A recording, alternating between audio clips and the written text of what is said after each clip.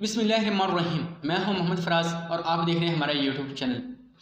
आज बात करेंगे पाकिस्तान की मौजूदा सियासी सूरत हाल पर। किस तरह पाकिस्तान तहरीक इंसाफ के चेयरमैन इमरान खान साहब का कहना है कि उनकी कत्ल करने के पीछे जरदारी का हाथ है और जो भी उनके प्लान थे ABC वो उसी पर अमल पैरा हैं। फिर न सिर्फ पाकिस्तान तहरीक इंसाफ को बल्कि तमाम सियासी पार्टियों को और जो भी पावरफुल हल्के हैं उन सबको सोचना चाहिए कि पाकिस्तान इसका अब मुकम्मल नहीं हो सकता। पाकिस्तान में इस्लाम बहुत ज़रूरी है और उसके लिए ज़रूरी है कि एक पुरअमन इलेक्शन करवाए जाएँ। पुरअमन जनरल इलेक्शन करवा कर ही इस मुल्क में इस्लाम लाया जा सकता है, उसके अलावा कोई चारा नज़र नहीं आ रहा।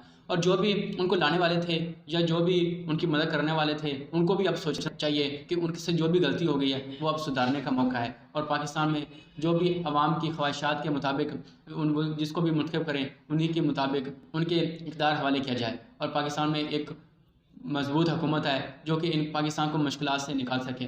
लेकिन पाकिस्तान में इस वक्त जो मौजूदा सियासी सूरत हाल है ना, उसमें ये नहीं कहा जा सकता कि कौन अच्छा है कौन बुरा है, लेकिन जो सच्चाई है जो हकीकत है वो सब यहाँ है। हर बच्चा ये जानता है कि सच क्या है और हकीकत क्या है। PDM की हुकूमत ये कभी नहीं चाहती कि पाकिस्तान में पुरअमन इलेक्शन हो, एक साफ शफाफ इलेक्शन हो कि जिसकी वजह से कोई भी पावरफुल हुकूमत आए, क्योंकि उनको पता है कि अवाम में जितनी भी उनकी रसवाई हो चुकी है वो उनसे बर्दाश्त नहीं होगी। और पाकिस्तान की जो भी आवाम इस वक्त चाहती है वो एक ही लीडर है, वो है इमरान खान। ये एक हकीकत है, चाहे जो भी इससे मुंह फेरे या ना फेरे।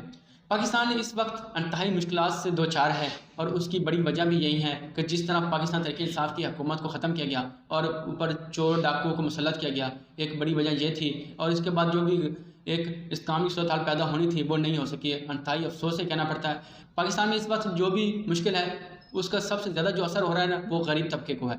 इसको ना तो अमीर को तब हो रहा है, ना ही चोर माफिया लुटेरों डाकुओं को हो रहा है, ना भी करप्ट इसको जो भी सिस्टम है उसको हो रहा है, बल्कि नुकसान असल आवाम का है। आखिर में इसका भी अजाला ही आवाम करेगी और आवाम को भी अब सोचना चाहिए कि वो क्या कर रहे हैं और उनके पीछे अवामिल क्या हैं जो उनको लाने वाले हैं, उनके मकसद क्या हैं, वो चाहते क्या हैं।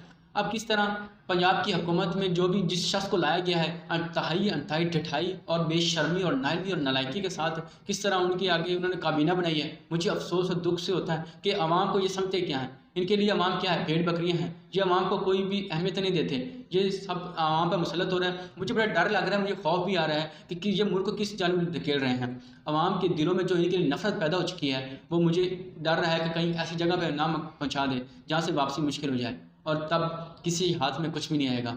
ये सिर्फ आवाम के लिए बुरा नहीं होगा बल्कि इन चोर डाकू करप्ट इनके लिए भी बहुत बुरा भयानक साबित होगा। तो इनको सोचना चाहिए और इनके लाने वालों को सोचना चाहिए कि इस वक्त पाकिस्तान की कौम जो चाहती है और वो ये सिर्फ यही है कि मुल्क में साफ़ और शफाफ इलेक्शन करवाए जाएँ और जल्द अज जल्द एक पावरफुल हुकूमत को बरसिकदार में आना चाहिए।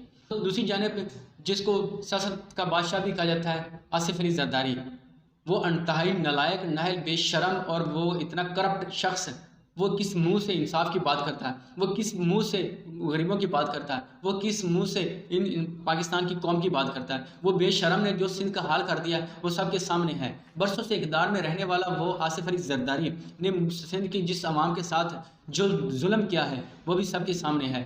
उस शख्स वो किस मुंह से पंजाब में आता है, वो करप्ट शख्स जिसने पूरी सियासत को घेरे में लिया हुआ है और उसमें वो अपनी जो भी सिंध का पैसा था वो भी चोरी डकैती, टैक्स का पैसा, आवाम का पैसा, वो चोरी करप्शन जो भी उस लूट मार का पैसा था वो पंजाब में आता है। वहाँ पे बड़े बड़े लोगों को वो उसके पैसों की ऑफ़र करता है और वहाँ पे वो अपने साथ मिलाने की कोशिश करता है। वो बेशरम आदमी, उसको ये पता होना चाहिए, उसको ये इल्म होना चाहिए कि अवाम अब इतनी बेवकूफ़ नहीं है। अवाम अब समझ चुकी है कि सच क्या है और हक़ क्या है। मुझे इमरान से कोई मोहब्बत नहीं है, ना ही मेरी कोई ज़ाती उससे है मोहब्बत है। मैंने इमरान खान को कभी सपोर्ट नहीं किया। मैं इमरान खान को सपोर्ट करता हूँ इसलिए उसके आइडिया से, उसके प्लान से, उसकी थिंकिंग से, उसकी आइडियालॉजी से, क्योंकि वो ही एक बहादुर लीडर है जिसने इनको ललकारा है। मुझे यकीन था, मुझे उम्मीद था, जब मैं इंतज़ार कर रहा था कि कोई पाकिस्तान में ऐसा शख्स है जो हक़ की बात करे, जो सच की बात करे, जो इन चोर लुटेरे डाकुओं के ख़िलाफ़ हो, जो उनके ख़िलाफ़ हक़ की आवाज़ बुलंद करे। और आज अल्हम्दुलिल्लाह पाकिस्तान को एक अल्लाह ने एक ऐसा रहनुमा दिया है जो हक़ और सच की आवाज़ बुलंद करता है।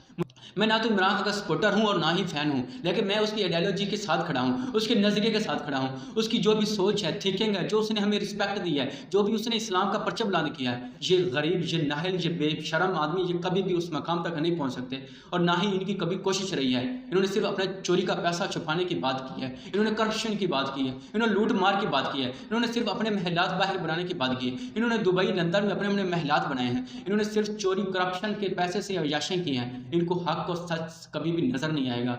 जिनकी आंखों में क्या के पर्दा पड़ चुका है, ये ना सिर्फ इस दुनिया में बल्कि आखिरत में भी रिस्वा होंगे। जिन्होंने इन गरीब के खून पसीने की कमाई से याशें की हैं, इनको शर्म आनी चाहिए, डूब के मरना चाहिए कि एक शख्स इनके खिलाफ खड़ा हुआ है। ये बुज़दिल हैं, ये डरपोक हैं, ये बाहर अमेरिका के आगे हाथ फैलाते हैं, ये बेशर्म कहते हैं कि बिगस नॉट विथ चूज़र।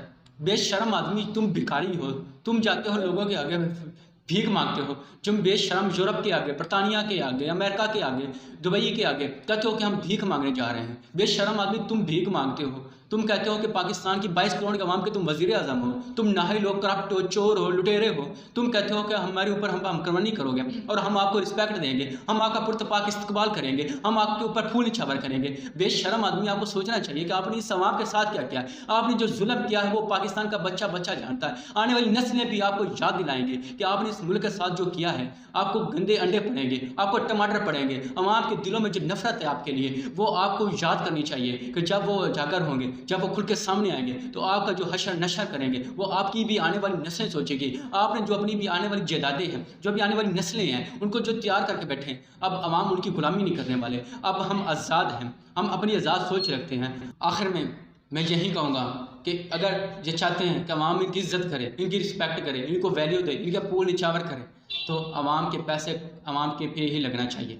उनके जो भी टैक्स का पैसा है, उनकी जो भी खून पसीने की कमाई है, तो वो अवाम पे ही लगाए दे, तो अवाम इनको रिस्पेक्ट देंगे, अवाम इनके ऊपर पूल निछावर करेंगे। अगर ये सब कुछ यही करते रहे तो ये कभी वो उम्मीद न रखें इस कौम से। बच्चा बच्चा जान चुका है कि इनकी हकीकत क्या है और ये आने वाली नस्लों को क्या पैगाम देना चाहते हैं। ये उनको नस्ल दर नस्ल ग़ुलाम बनाना चाहते हैं, लेकिन अब ऐसा नहीं चलने वाला। ये कौम जाग चुकी है, ये अपने नज़रिए के साथ खड़ी है। और ये हमारे जो बड़ों ने, हमारे रहनुमाओं ने जो हमें एक सोच दी थी, हमें जो नज़रिया दिया था, जो कि हम पाकिस्तान आज़ाद करने का मकसद था, ये जान चुकी है। और अब ये कौम कभी भी कोई इनकी ग़ुलामी में नहीं आएगी।